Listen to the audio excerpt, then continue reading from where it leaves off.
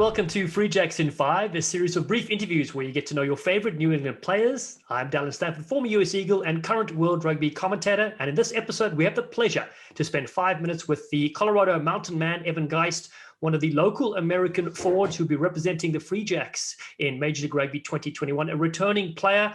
How are you keeping there, my friend? Yeah, I'm doing great. I'm just living out in Boston with my fiance, Lana, and my dog, Calvin. Well, listen, I know Halloween is also one of your favorite times of the year because not just because you're scary looking, but because your nickname is the Poltergeist, one of the best nicknames we've seen. When did you get that and how did it come about? It's funny you mentioned that, actually, because my dad had that nickname growing up and he never put it on me or anything. He actually didn't like it that much because it was scary. But strength coach for the Free Jacks, Jared Collinson, Geist is ghost in German, so it's like the ghost after I hit someone or something. So it was like Poltergeist. Yeah, it's a good one to have in the commentary booth. So we'll hold on to that one for sure. One of our favorites. Now, listen, you're a great outdoorsman. You spent a lot of time growing up in Colorado, raised by wild wolves, and here in New England as well. Is it true you're building your own fishing boat? Some might call me a carpenter. No, I work on a fishing boat out here in Boston. It's called Real Pursuit. And I work on another too, CJ Victoria. So I love fishing. But actually, my cousin and I did put together a little fishing boat out in Michigan where my dad lives. So if we had to choose, some rugby players to go on Survivor, I think you would be a good one, just from what I've read about you and for what I've seen so far. I will catch a fish, I'll start a fire, I'll survive. So, yeah. Well, and you can also sing a song. So listen, your musical talents have led you to be the lead singer of a band, a metal band, I might add. So that is quite frightening at times.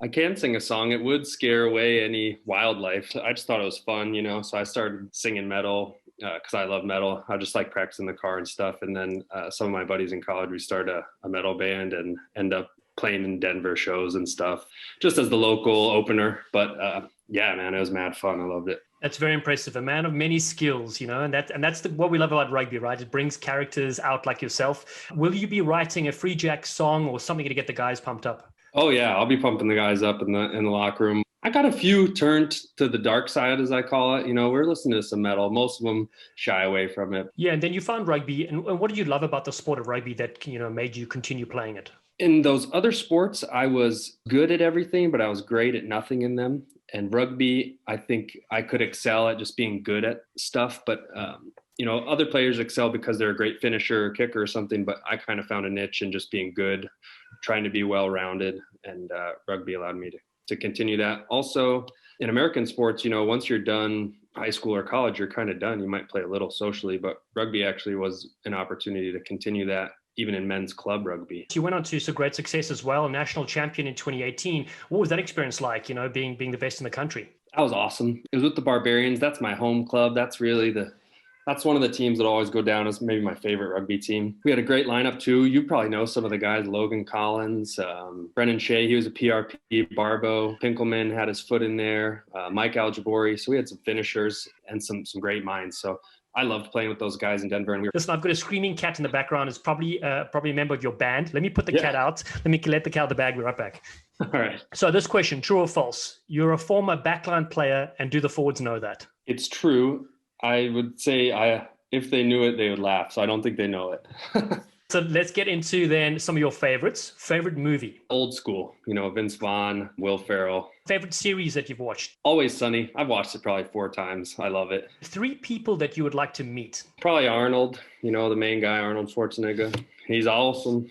The man, he's huge. I like Arnold, man. I love 80s action, Predator. That's probably one of my favorite movies. Probably Calvin Johnson, ex-wide receiver for the Detroit Lions. Probably going Hall of Fame this year. Shout out Calvin Johnson. I actually named my dog Calvin after him. Wow, that's impressive. That's commitment, my friend. He was my favorite athlete. And then last, the dude that they based the captain in Jaws after, his name's Frankmundus. He was fishing for great white sharks. There's a story where he battled one for 72 hours on rod and reel.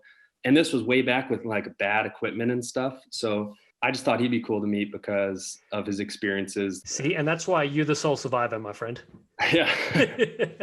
Okay. Most embarrassing moment? Really recent. My fiance and I, we were applying for apartments around Boston, and there's some not so nice ones and there's some really nice ones. And we ended up getting caught up in one that was way too nice for us. And so I'm eating trail mix in the car beforehand. Either the trail mix has chocolate, whatever. I end up sitting on the chocolate. So I got chocolate on my pants. And I sit in this nice apartment's white chair talking to this guy. I'm in rugby shorts, whatever. You can already tell we're like, oh man, we're kind of in over our head. And she knows it and I know it. I'm already being embarrassing. What's the price of this? How much? Is this noisy? Blah, blah. And you could tell the guy's like, I don't want these guys. But I get up from the white chair and I look down. There's this big brown stain from where I was sitting. And my fiance, she looks at me and she's like, oh my God. I was like, oh, was that there before? They're like, no. And we end up leaving. And my heart's beating really. She's like, you left a poop stain on there. I was like, this was chocolate, I swear. Anyways, we didn't hear from them. I think we got rejected or a no call. But yeah, that was my most embarrassing moment.